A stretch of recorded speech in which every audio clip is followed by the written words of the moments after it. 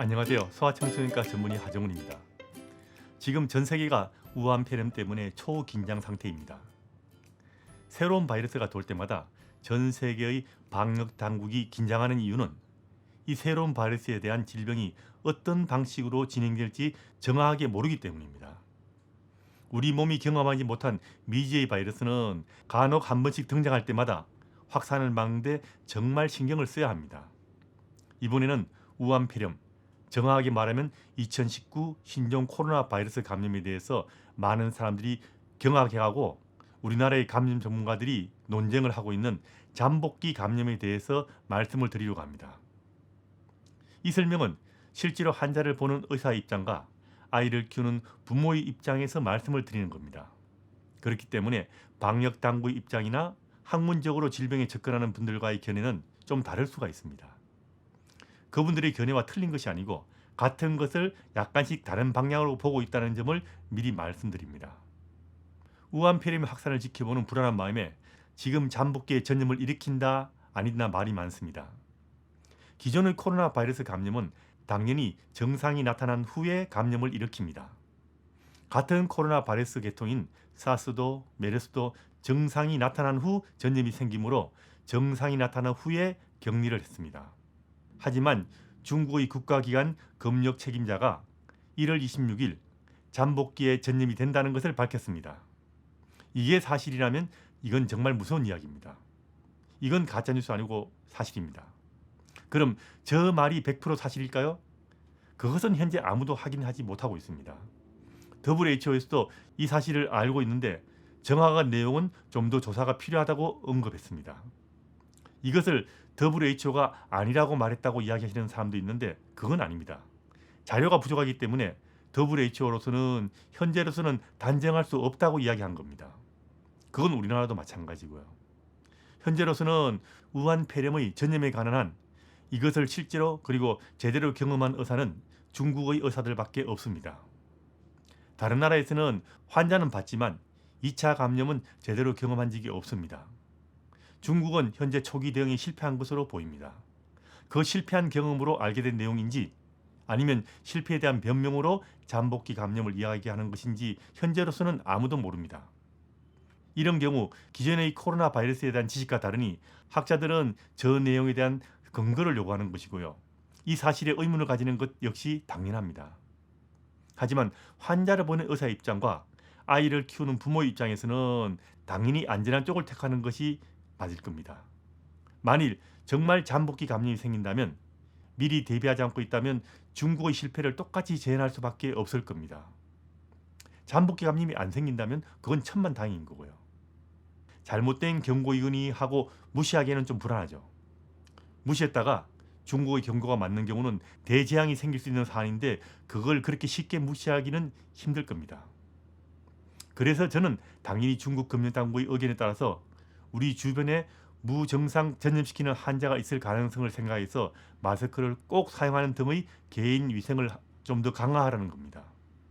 우리나라의 국가기관에서 저 경고를 받아들일까 받아들이지 않을까 하는 것은 그것은 방역 당국이 결정할 문제입니다. 방역 당국의 입장도 있으니 그거는 제가 어떻게 하라고 할 수 있는 문제는 아닙니다. 하지만 저 경고가 사실일 경우 만약에 미리 대처를 하지 않았을 때 엄청나게 퍼질 우한 폐렴에 대해서는 누군가가 크게 곤란할 수 있을 겁니다. 경험하지 않는 바이러스를 기존의 바이러스를 기준으로 판단하려 한다면 지금 신종 코로나 바이러스가 사람 감염을 일으키지 않았어야 합니다. 이렇게 새로운 바이러스가 창궐할 경우 모든 가능성을 열어두고 판단하는 것이 신종 전염병을 안전하게 대하는 방법이라고 저는 생각합니다. 간혹 바이러스는 증상이 없으면 전염을 시키지 않는다라고 생각하시는 사람도 있는데 그건 아닙니다. 증상이 없을 때도 전염을 일으키는 바이러스로는 소아청소년과 가서 해마다 보고 있고 여러분들도 잘 알고 있는 수두란 병이 있습니다. 수두는 증상이 없어도 전염될 수 있는 바이러스가 있다는 이야기입니다. 메르스 때 온갖 가능성을 다 열어두고 온 나라가 떠들썩했습니다. 그런데 현재 메르스보다 훨씬 더 위험하고 중국이란 거대한 나라를 혼란에 빠뜨리고 전 세계적으로 감염자가 확산되고 있는 현실적인 위협인 우한 폐렴에 대해서는 잠복기 감염이 사실이 아니라는 것을 확인되고 밝힐 때까지만이라도 잠복기 전염의 가능성을 염두에 두고 대비하는 것이 저는 맞을 거라고 봅니다. 다시 현재의 상황을 말씀드리면 신종 코로나 바이러스에 대해서 중국에서는 잠복기 전염이 된다고 이야기하고 있는데 이 병을 경험하지 않는 다른 나라의 의사들은 아직은 모른다고 이야기하는 거고요. 학자들은 기존의 바이러스 경험으로 아닐 거라고 생각하고 입증할 자료를 중국에 요청하고 있는 거고요. 저는 소아청소년과 의사라서 좀 소심합니다. 그렇기 때문에 저렇게 초기 방역이 실패해서 우한폐렴이 대유행한 나라의 방역 책임자가 우한폐렴이 잠복기 감염이 된다고 말하는 무서운 경고를 기존의 코로나 바이러스에 대한 지식과 다르다고 무시하기는 좀 힘듭니다. 수많은 사람들의 목숨이 달린 이 무서운 경고를 쉽게 무시할 정도로 간이 크지도 않습니다. 당장 정확한 자료를 파악할 수 없고 질병에 걸린 환자들이 유입되고 있는 지금 이 문제는 맞고 틀림의 문제라기보다는 선택의 문제라고 봅니다. 시간이 많으면 논쟁도 가능합니다. 하지만 이 무서운 우한폐렴이라는 전염병의 확산을 막는 데는 지금이 골든타임일 겁니다.